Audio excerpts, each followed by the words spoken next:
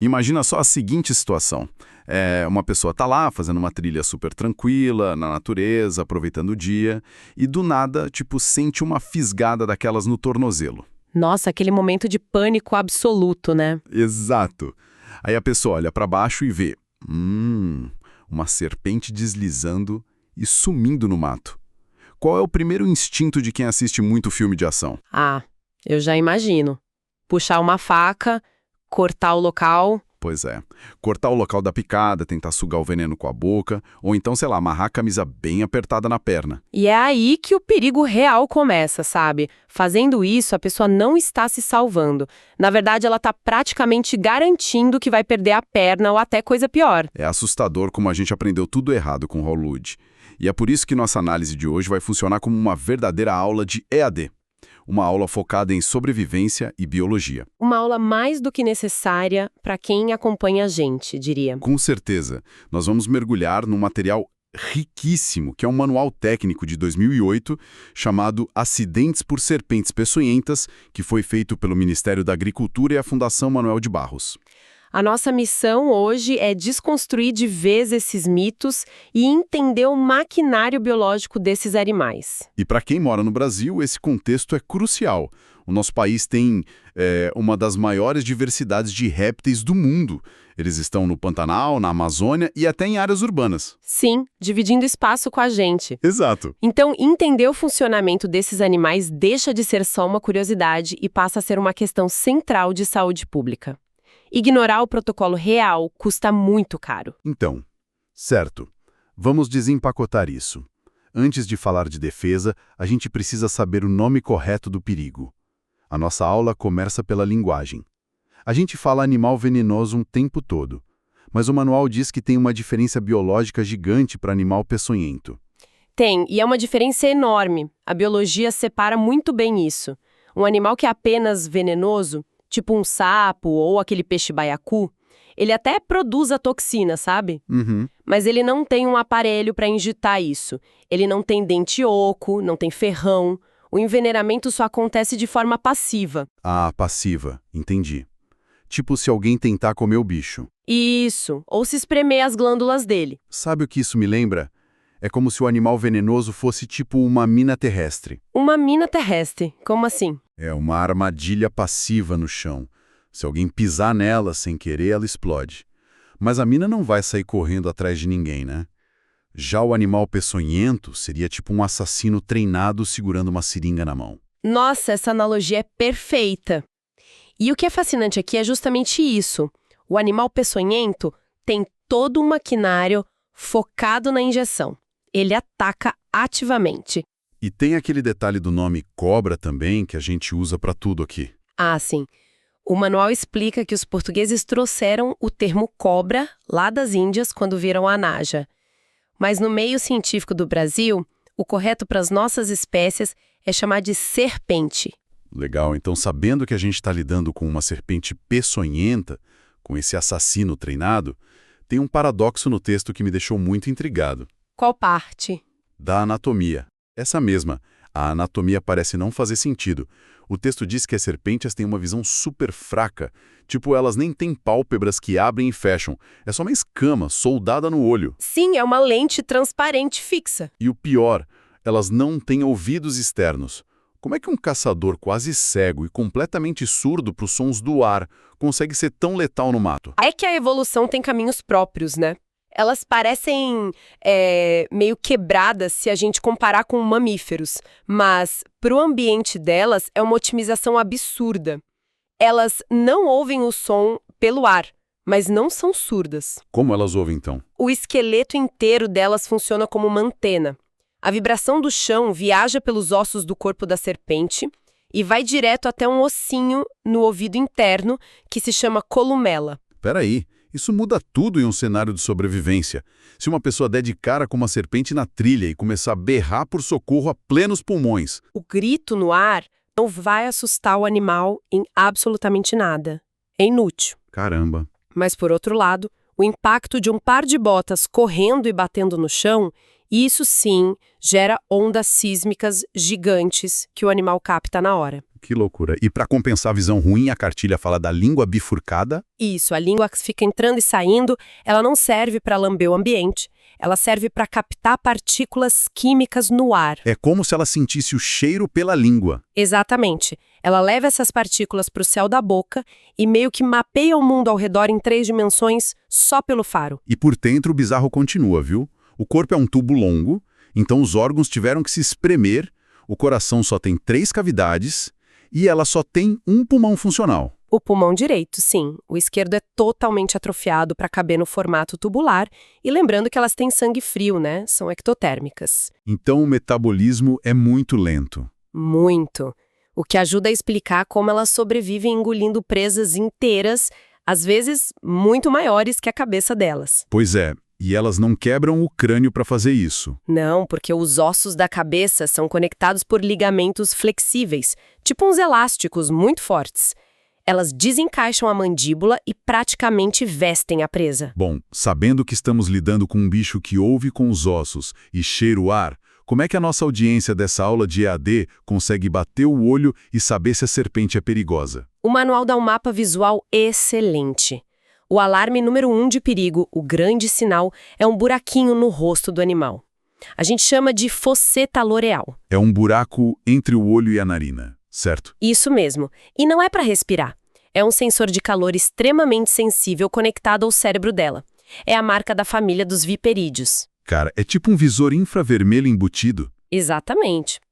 Ela consegue ver o calor de um rato ou da perna de um humano no escuro total. Se você bater o olho e ver a fosseta loreal, o distanciamento é obrigatório. E a cauda também ajuda muito na identificação, né? O guiso clássico indica cascavel que ainda avisa que está lá. Sim, o chocalho inconfundível. Já a surucucu tem uma cauda com escamas eriçadas, tipo uma escova. E se a cauda for normal, lisa, mas tiver o sensor de calor no rosto, o manual diz que é a jararaca. E claro, tem a coral, que é a grande exceção da regra da fosseta loreal. A coral verdadeira compensa a falta do sensor térmico avisando o mundo pelas cores, né? Aqueles anéis em vermelho, preto, branco e amarelo. Agora, aqui é onde a coisa fica realmente interessante para mim.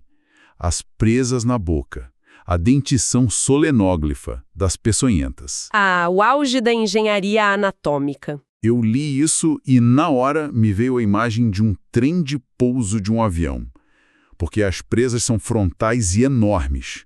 Se elas ficassem apontadas para baixo sempre, a serpente nunca ia fechar a boca. Sim, ela ia furar a própria mandíbula. Então as presas ficam dobradas para trás no céu da boca, ficam escondidas igual o trem de pouso voando. E no milissegundo do bote, a mandíbula abre, o trem de pouso é ejetado e os dentes cravam na presa. É uma seringa hipodérmica acoplada num canivete suíço, os músculos espremem a glândula de veneno e o líquido é injetado sob pressão por dentro do dente oco, direto na vítima. Isso nos leva direto para a parte clínica, que eu acho que é a mais assustadora. O que acontece quando esse veneno entra no corpo humano? O manual foca bastante no acidente com a cascavel, o crotálico e com a coral. E eu fiquei abismado com a cascavel. O acidente crotálico engana demais, é um perigo silencioso. Porque, tipo, o senso comum diz que uma picada letal vai causar um inchaço gigante, a perna vai ficar roxa e a dor vai ser insuportável. Mas com a cascavel é quase o oposto. No local da picada, muitas vezes não tem inchaço nenhum. Sério? Nenhum? Quase nada. Pode parecer só um arranhão leve de um espinho.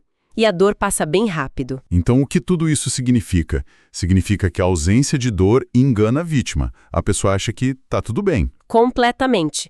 A pessoa tem essa falsa sensação de segurança, mas o veneno neurotóxico está atacando o sistema nervoso dela por dentro, bloqueando os neuros. E aí começam os sintomas que o manual chama de facies miastênica, a dificuldade de abrir os olhos. Isso, a famosa cara de bêbado. A visão fica dupla, a pálpebra cai. Mas o pior mesmo é o efeito miotóxico.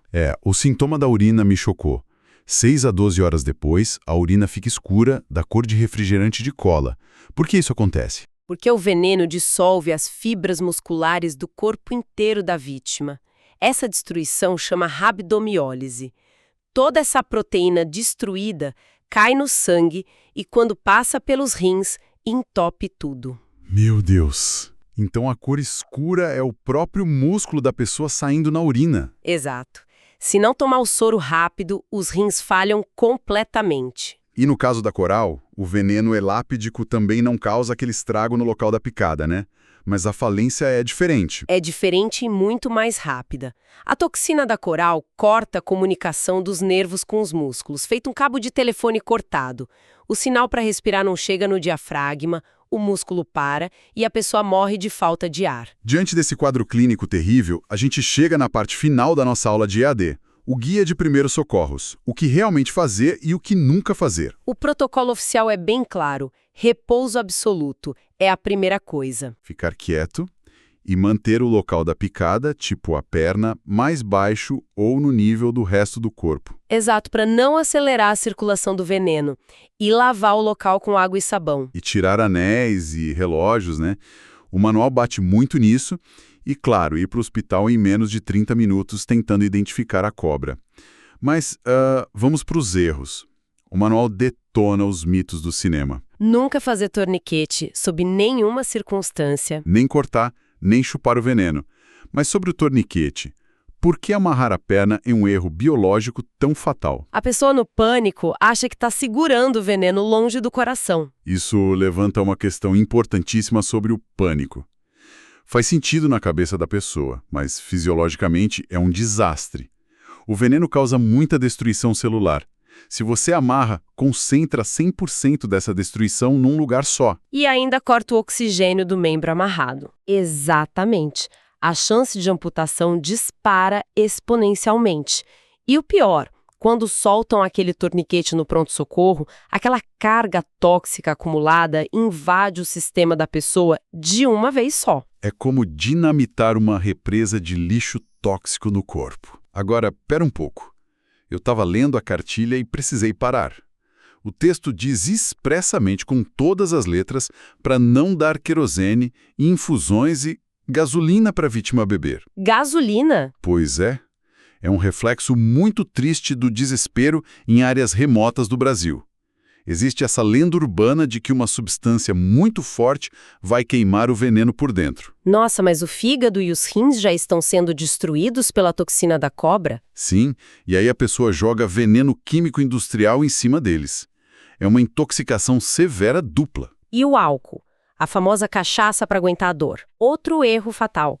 O álcool é vasodilatador, ele alarga as veias. Beber álcool depois da picada é basicamente construir uma rodovia expressa para o veneno chegar nos órgãos vitais muito mais rápido. Ou seja, o pânico e o folclore são os maiores aliados do veneno. É por isso que não pode correr. Correr bombeia o veneno freneticamente pelo corpo. A informação é literalmente o único antídoto preliminar que a gente tem. E a prevenção diária, claro.